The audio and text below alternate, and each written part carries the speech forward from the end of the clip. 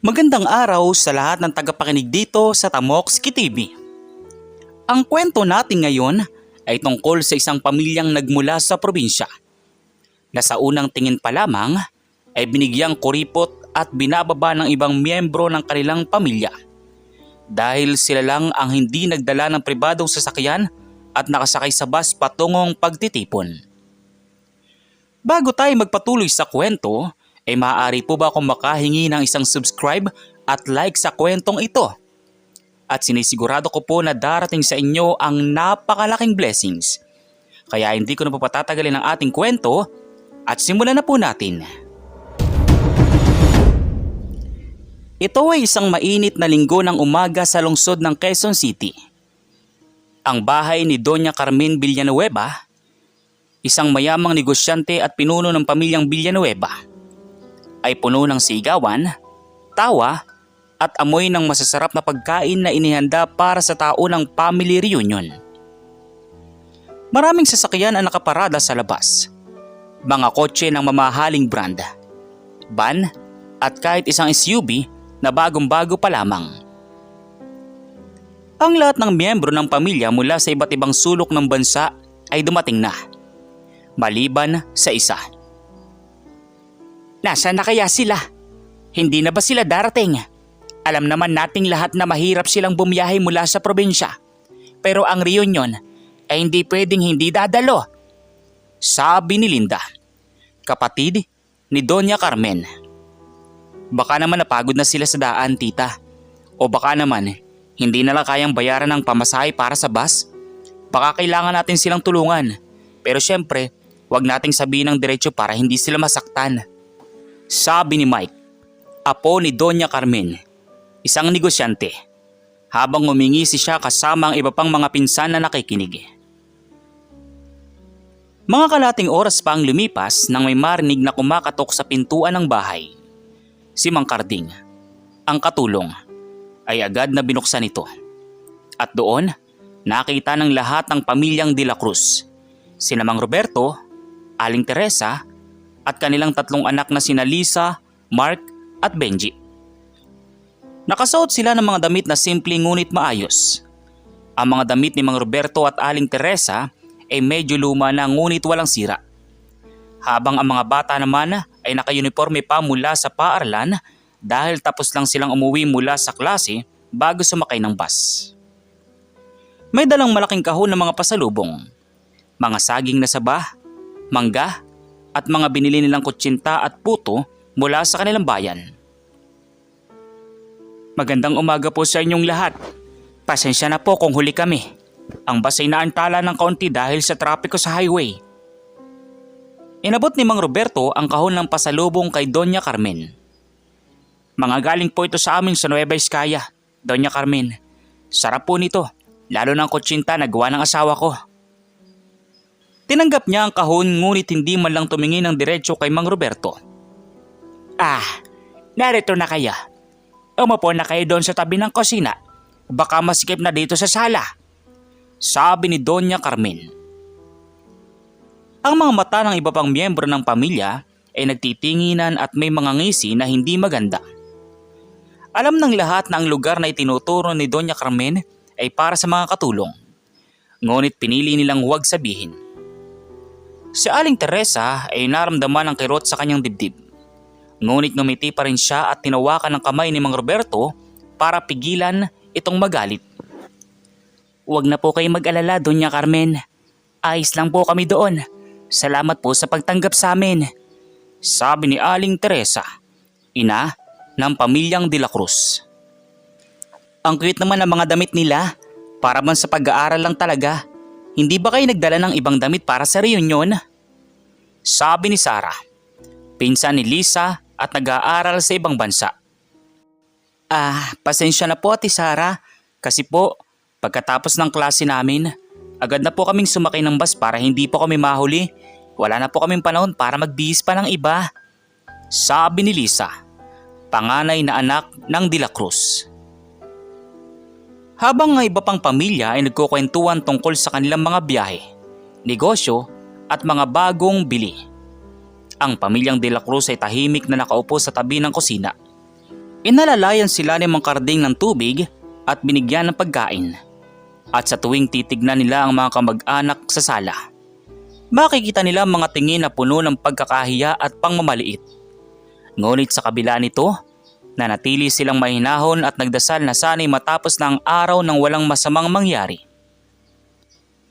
Pagkalipas ng ilang oras, nagsimula ng maganda ang mga tao para sa pagkain.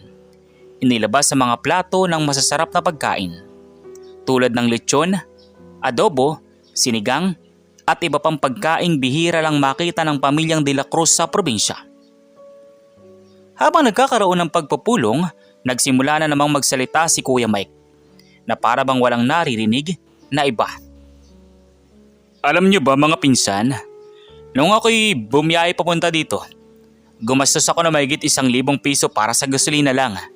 Pero okay lang naman, basta't komportable at hindi ka napapagod, di ba? Hindi ko lang maintindihan kung bakit may mga tao pa rin gustong sumakay ng bus. Mahirap, maraming tao, at baka pa mahawa ka ng sakit doon. Sabi ni Mike. Tama ka dyan, Mike. Bukod pa sa mahirap, ang mga pasahero sa bus ay karaniwang mga mahihirap lang.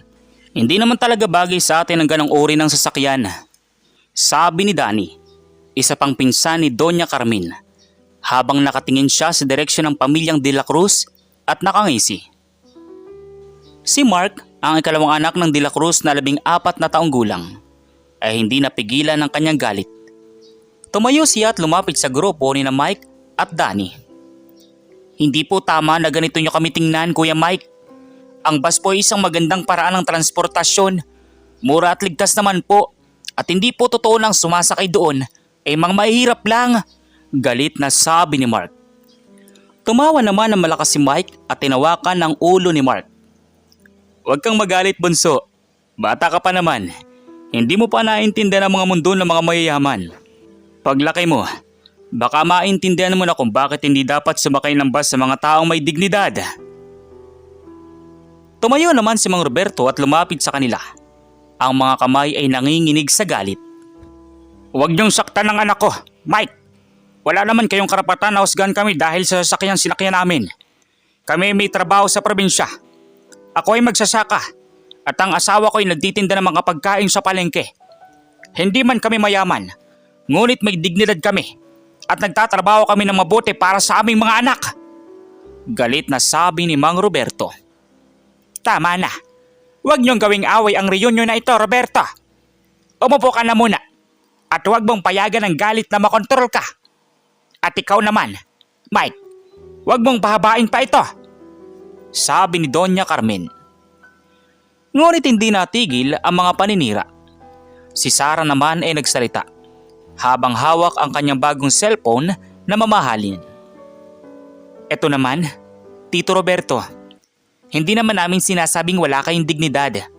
Pero tingnan nyo naman po, ang mga damit nyo, ang mga gamit ninyo, at kahit ang paraan ng pag-uusap ninyo ay para talagang probinsyano. Baka kailangan nyo matuto pa kung paano mamuhay ng maayos para hindi na kayo mahiya sa ibang tao. Singit ni Sarah. Hindi po kami nahihiya sa kung sino kami, Ate Sarah. Kami ay masaya sa aming buhay sa probinsya. May mga kaibigan kami, may magandang tanawin at mahal namin ang aming trabaho. Hindi po namin kailangan magmukhang mayaman para mapasaya ang ibang tao. Sabi ni Lisa, anak ni Mang Roberto. Habang naglalabanan ng salita ang mga bata at ang ibang miyembro ng pamilya, napansin ni Aling Teresa na may isang bata na umiiyak sa tabi ng kusina. Si Baby Ella, ang apong babae ni Doña Carmen na 3 anyos pa lamang, ay nahulog ang kanyang laruan sa isang batya ng tubig at ngayon ay umiiyak dahil basang-basa na ito.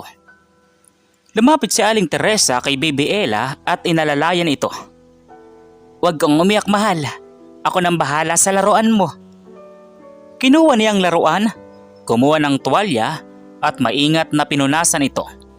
Pagkatapos ay kumuha siya ng maliit na piraso ng kutsinta mula sa kanilang dala sa pasalubong at ibinigay sa bata. Kain ka muna nito, ah. Masarap ito. Gawa ko ito. Sabi ni Aling Teresa. Dahil doon, huminto sa pag-iyak si Baby Ella at ngumiti kay Aling Teresa. Salamat po tita, talap po nito. Nakita ito ni Doña Carmen, ngunit hindi niya sinabi ang anumang salita.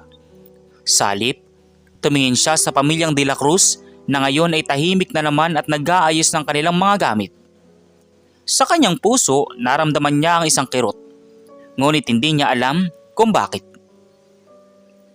Habang patuloy na nagkukwentuhan ng iba pang pamilya tungkol sa kanilang mga yaman at tagumpay, ang pamilyang De la Cruz ay nagpasya ng umuwi na dahil ayaw nilang magdulot pa ng gulo.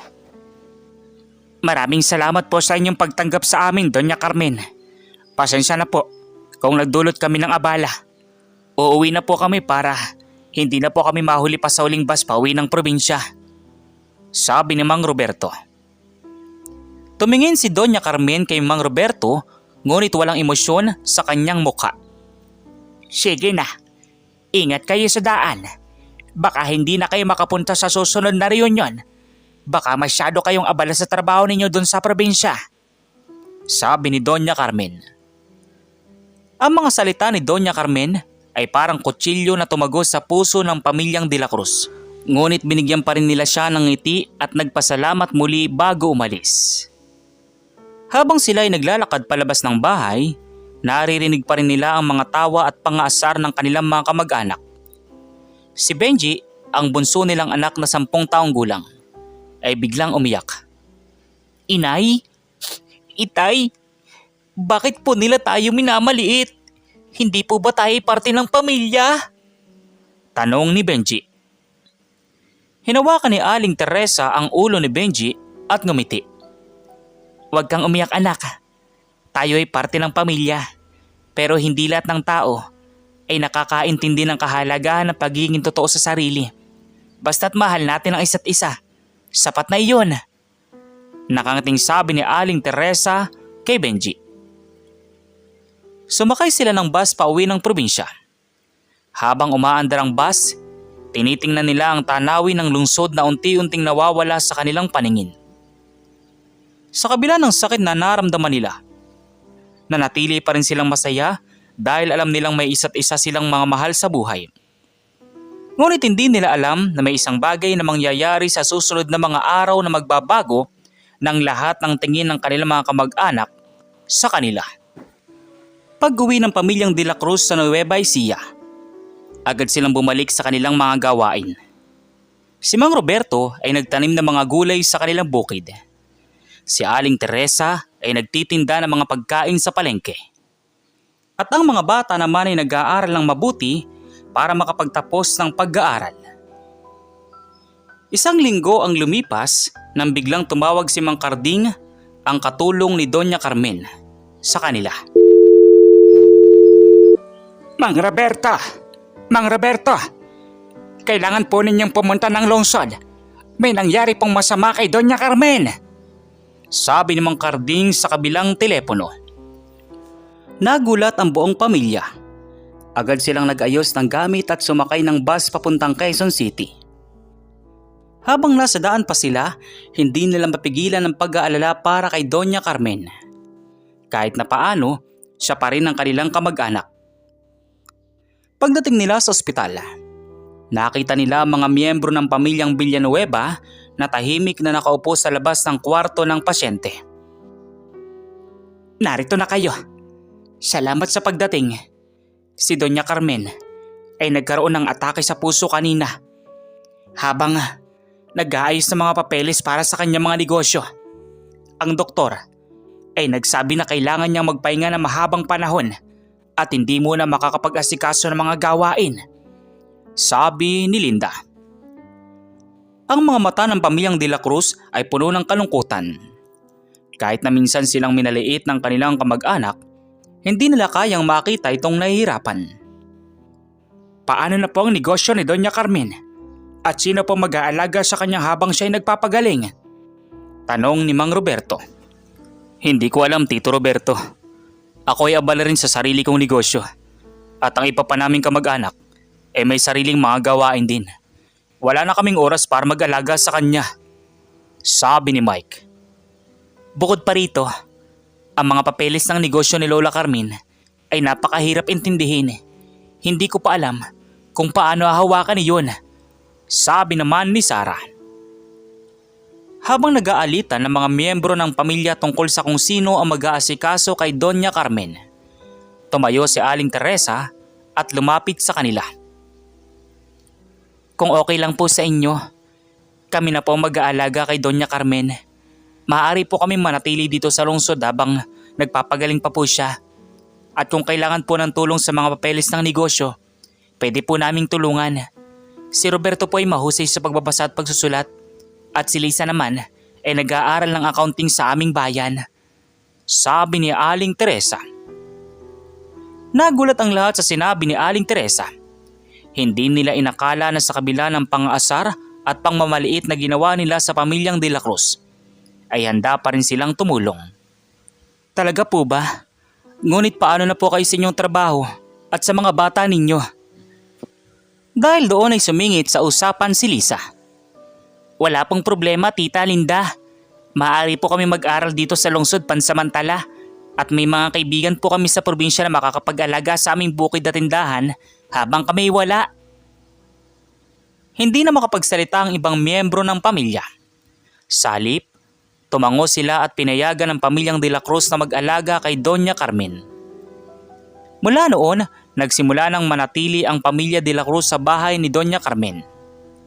Si Aling Teresa ay nagluluto ng masustansyang pagkain para sa kanya. Si Mang Roberto ay nag-aasikaso sa mga papeles ng negosyo at nag-aayos ng bahay. At ang mga bata naman ay nag-aalaga sa kanya tuwing walang pasok. Habang dumadaan ang mga araw, unti-unting gumagaling si Doña Carmen. At habang siya ay nagpapagaling, natutunan niyang makilala ng gusto ang pamilyang De La Cruz. Natuklasan niya na si Mang Roberto ay isang masipag na magsasaka na gumagawa ng sarili niyang pataba para sa mga gulay. At ang mga produkto nito ay masustansya at mabenta sa kanilang bayan. Natuklasan din niya na si Aling Teresa ay mahusay na manggagawa ng mga pagkain kakanin. At ang kanyang kutsinta at puto ay sikat sa buong bayan. Ang mga bata naman ay masipag na mag-aaral at may mabuting ugali. Isang araw, habang sila ay nagkukwentuhan sa sala, biglang nagsalita si Doña Carmen. Roberta, Teresa, gusto kong humingi ng tawad sa inyo. Hindi ako nararapat na tawaging pinuno ng pamilya dahil ginawa ko kayo ng masama. Minaliit ko kayo dahil sa sasakyang sinakyan ninyo at sa inyong mga gamit. Ngunit hindi ko alam na kayo pala ang pinakamabait at pinakamasipag na miyembro ng aming pamilya, sabi ni Doña Carmen. Huwag na po kayong mag-alala, Doña Carmen. Wala na pong dapat kayong ipagpatawad sa amin. Basta't mahal natin ang isa't isa. Sapat na po iyon, sabi ni Mang Roberto. Ngunit gusto kong gawin ang tama, Roberto. Mula ngayon, gagawin ko kayong bahagi ng aking negosyo. Ikaw, Roberto, gagawin kong tagapamahala ng aming bagong proyekto sa pagsasaka ng mga organikong gulay. Ikaw naman, Teresa, gagawin kong tagapamahala ng aming bagong negosyo sa mga kakanin. At ang mga bata naman ay makakakuha ng scholarship para makapagtapos ng pag-aaral sa anumang paaralan na gusto nila. Nagulat ang pamilyang De La Cruz sa sinabi ni Doña Carmen. Hindi nila inakala na makakatanggap sila ng ganitong biyaya. Maraming salamat po, Doña Carmen. Ngunit hindi po namin kailangan ng malaking pera o posisyon. Basta't makatulong kami sa inyo at sa aming pamilya. Sapat na po iyon. Ngunit ito ang gusto kong gawin para sa inyo, Teresa. Kayo ang nagpakita sa akin ng tunay na kahalagahan ng pagiging mabait at mapagbigay. At gusto kong ibahagi sa inyo ang aking yaman at ang aking tagumpay. Mula noon, nagbago ang buhay ng pamilyang De La Cruz. Nagsimula silang magnegosyo kasama si Doña Carmen at ang kanilang mga produkto ay naging sikat sa buong bansa. Ngunit hindi nila nakalimutan ng kanilang mga ugali. Nanatili pa rin silang simple, mabait at mapagbigay. Ang ibang miyembro ng pamilyang Villanueva naman ay napagtanto ang kanilang mga pagkakamali. Humingi sila ng tawad sa pamilyang De La Cruz at nagsimulang tratuin sila ng may respeto. Isang taon ang lumipas at muling dumating ang araw ng family reunion. Ngayon naman ay iba na ang mga pangyayari. Ang pamilyang De La Cruz ay dumating sa bahay ni Doña Carmen kasama ang kanilang sariling sasakyan. Isang van na binili nila gamit ang kanilang kita mula sa negosyo. Ngunit hindi lamang iyon. Dala din nila ang mga produkto ng kanilang negosyo para ibigay bilang pasalubong sa lahat. Tito Roberto, gusto kong humingi ng tawad sa inyo. Hindi ako nararapat na tawagin ninyong pinsan dahil ginawa ko kayong masama. Sana ay mabigyan niyo ako ng pagkakataong bawiin ang lahat ng kasalanan ko. Sabi ni Mike. Huwag ka na mag-alala, Mike. Nakalimutan na namin iyon. Basta't magbago ka na at tratuhin mo ang lahat ng may respeto. Sapat na iyon. Sabi ni Mang Roberto at tinawakan ang kamay ni Mike at ngumiti. Habang nagkukwentuhan ang lahat at natutuwa sa pagbabago ng kanilang pamilya, nagsalita si Doña Carmen. Mga mahal kong kamag-anak, ngayon ko lang napagtanto na ang yaman at posisyon ay hindi ang nagpapahalaga sa isang tao. Ang tunay na halaga ng isang tao ay nakikita sa kanyang ugali at sa paraan ng kanyang pagtrato sa ibang tao.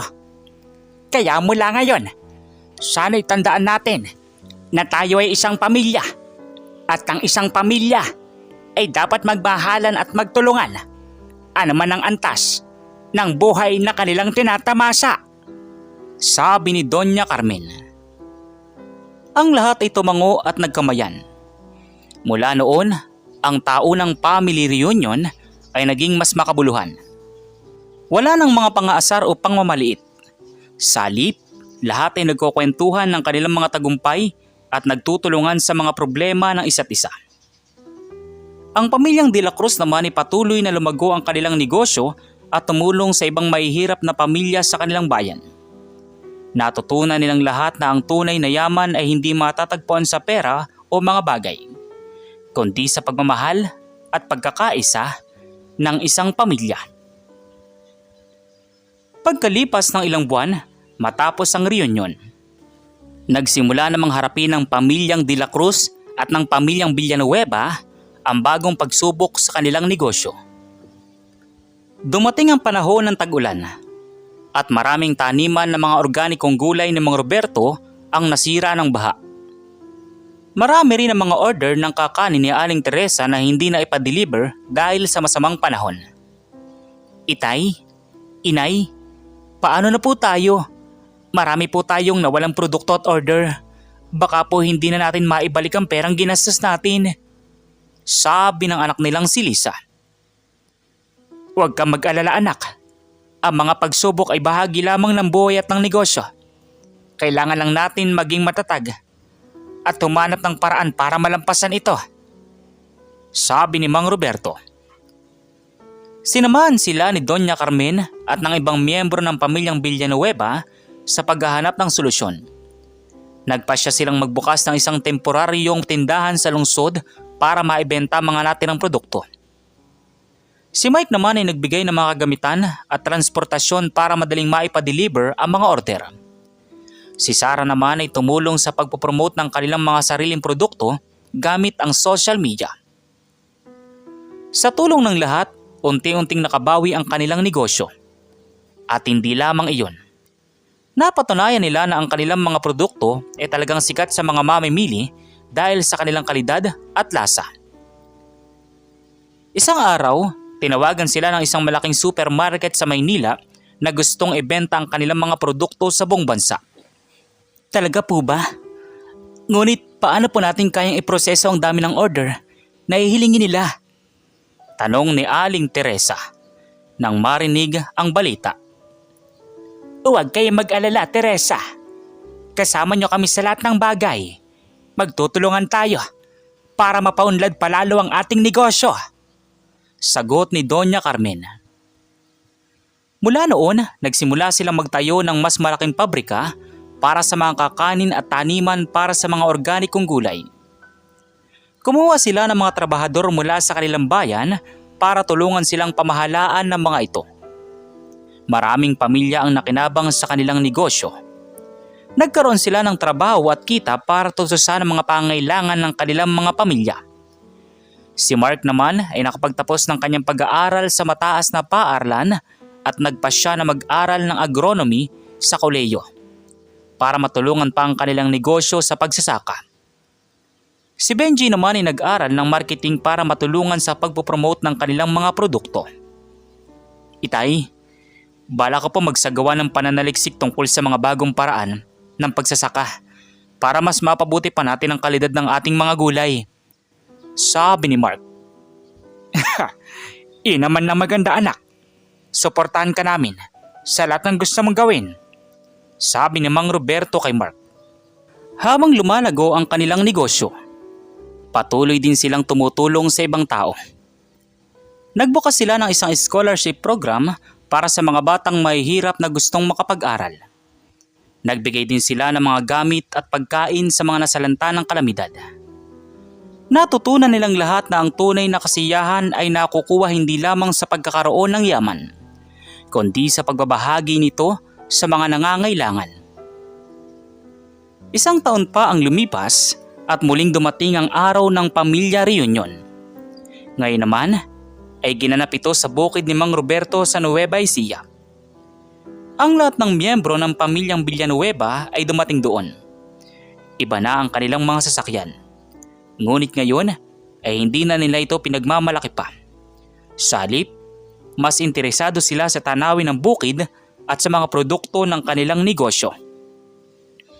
Tita Teresa, gusto ko pong matuto kung paano gumawa ng kutsinta tulad ng inyo. Sabi ni Baby Ella, na ngayon ay 5 taong gulang na.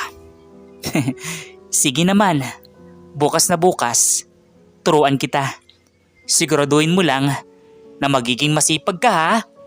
Sabi ni Aling Teresa habang hawak ang ulo ni Baby Ella.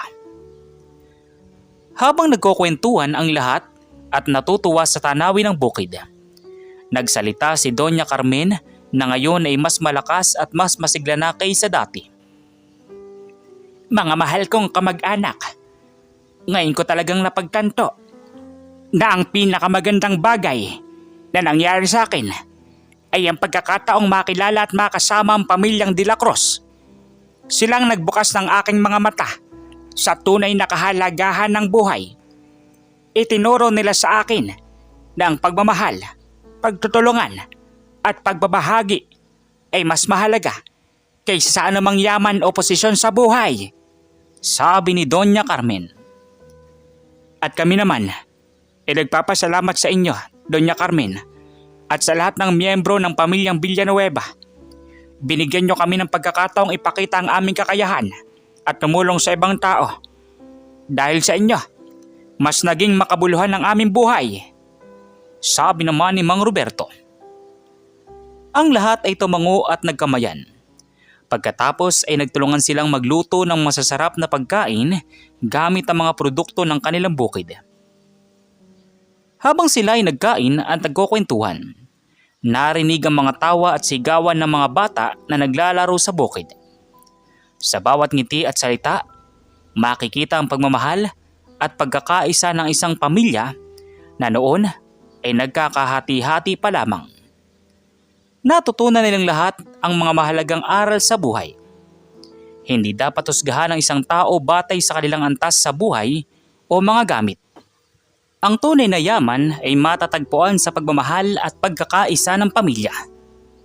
Ang mga pagsubok ay maaaring malampasan kung magtutulungan ang lahat. Ang pagbabahagi ng yaman at biyaya sa mga nangangailangan ay nagdudulot ng tunay na kasiyahan. Habang lumalalim ang gabi, nagpasya silang magtipon-tipon sa tabi ng isang maliit na bonfire na inianda sa bukid. Ang mga bata ay nakahiga sa damuhan habang nakatingin sa mga bituin sa kalangitan. Habang ang mga matatanda naman ay nagkukwentuhan tungkol sa mga kinakaharap na proyekto at mga plano para sa inaharap. Mga pinsan, bala ko po magtayo ng isang sentro para sa mga kabataan sa aming lugar. Gusto kong turuan sila ng mga kasanayan tulad ng paggawa ng mga produkto at paggamit ng social media para makapagnegosyo sila sa hinaharap. Sabi ni Sarah. Naman ay maganda, Ate Sarah. Maaari po kaming tumulong sa pagtuturo ng mga kaalaman sa accounting at pamamahala ng negosyo.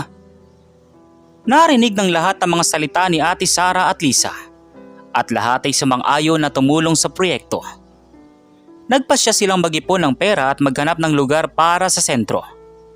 Alam nilang maraming kabataan na makikinabang dito, lalo na ang mga mula sa mahihirap na pamilya na gustong makapagtayo ng sarili nilang negosyo.